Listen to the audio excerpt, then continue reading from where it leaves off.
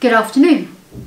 I'm hoping to get this newsletter out to you in time for you to read, absorb and listen with regard to our Comic Relief Red Nose Day tomorrow.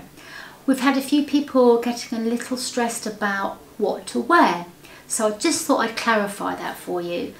I really want tomorrow to be us as a school and as a community going back to what we do really well, which is fun charity days. I remember last year before lockdown we had a Macmillan coffee morning and you couldn't see the hall for cake. It was just cake everywhere. And the children were in a good mood and there was lots of money for the really good cause exchanging hands. And I wanted Red Nose Day tomorrow to be a celebration of us coming back and revisiting that sort of camaraderie that we have as a school. But it's caused a lot of angst. Not surprising, possibly because we are still in lockdown. So all I would like from our students tomorrow is to come into school wearing as much red as possible or bright colours.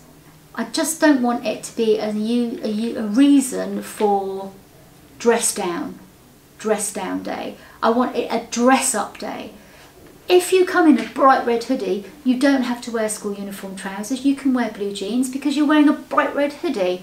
So this is all about being cheerful and being happy, having a great day, telling jokes, having a laugh and expressing all of those emotions and feelings in the way that you dress. So bright colours, red, all the fun of it. That's the message from home. You don't have to wear school uniform with your red item. If, however, you don't want to participate in Red Nose Day because it's not your thing, please don't just come in a black hoodie and a pair of jeans. Come in your uniform because I need to know that you're just not feeling it, and that's fine too. It's all fine, but let's try and make this a joyous and wonderful day tomorrow. Over the last week, myself and the SLT team have had the privilege of attending a virtual leadership conference. This conference is going over for 2 weeks and it is sharing with us the experiences, the ups and the downs of being a leader in the current climate and over the past year. Much of the conference though is about moving forward and about planning ahead and about thinking about the future for the school and the students in it. And I wanted to share with you some really wonderful messages, some messages of hope and certainly things that have driven me today. What we've discovered at the moment is that time is our most precious commodity. We've now got time with the students back and now we have to use all the time we have to make progress. But we're not about to start pushing the students and squeezing this time out of them to try and teach them from where they should be.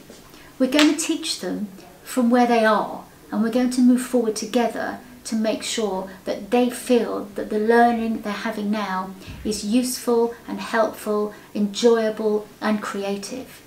The learning is going to be high quality and what they need.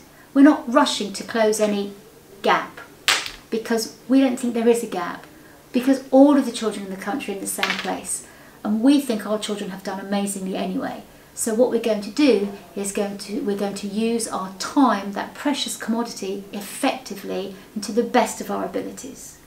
We're going to enrich the school with things that we haven't been able to do with art, dance, drama, music, DT, food tech, all of those things that were so difficult to teach you via a computer.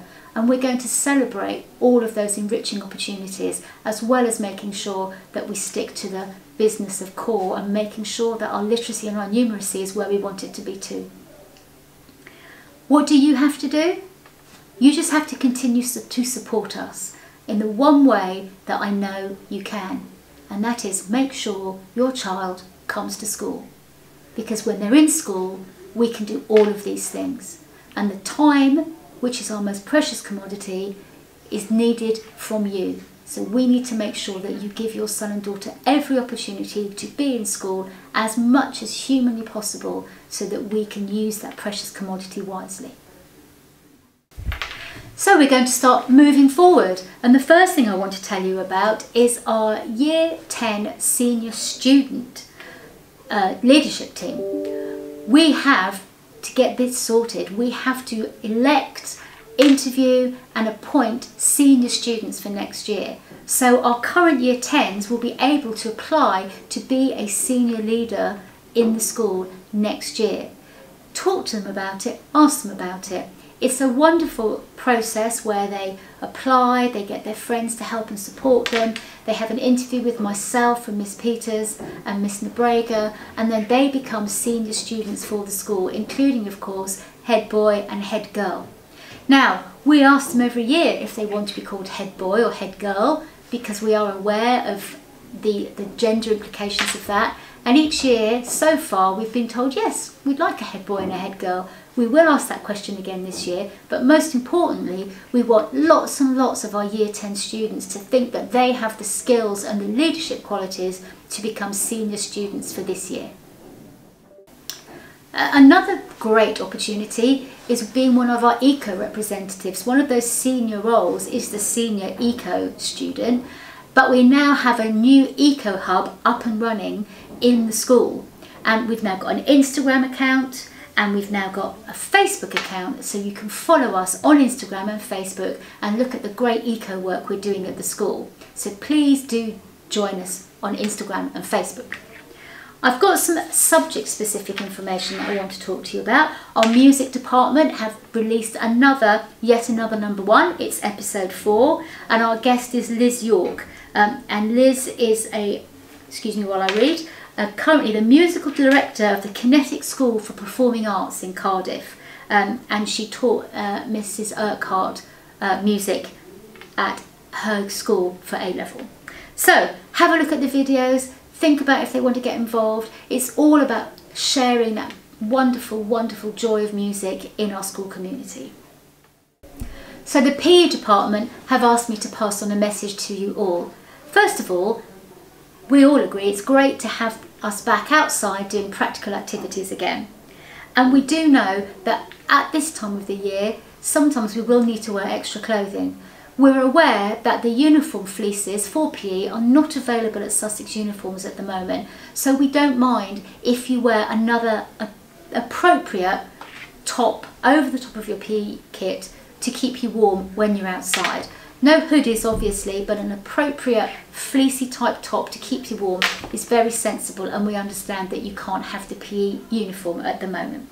And a reminder please to all parents, we're seeing a lot of jewellery coming back into school at the moment in all year groups.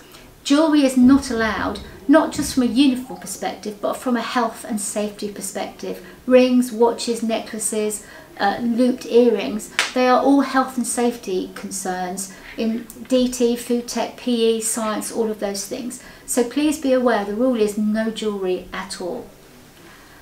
Apart from, obviously, a single stud in each ear. PE have also asked me to tell you that they're very excited to let you know that we will be starting after school clubs in PE after Easter.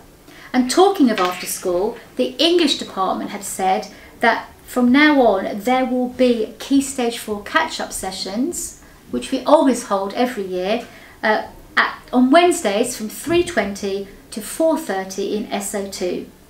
These are to help our students support with their independent learning, with their revision and their assessment pieces, and in preparation for all of your English. There'll be a specialist subject teacher there to do that work with you. So that is Key Stage 4, Wednesday, 3:20 to 4:30 catch-up sessions. I'm now going to end by talking about travel. The roadworks outside the school is the focus of my safeguarding comment this week. The roadworks are right outside the school entrance at the moment, and there are some added risks now at the end of the day specifically.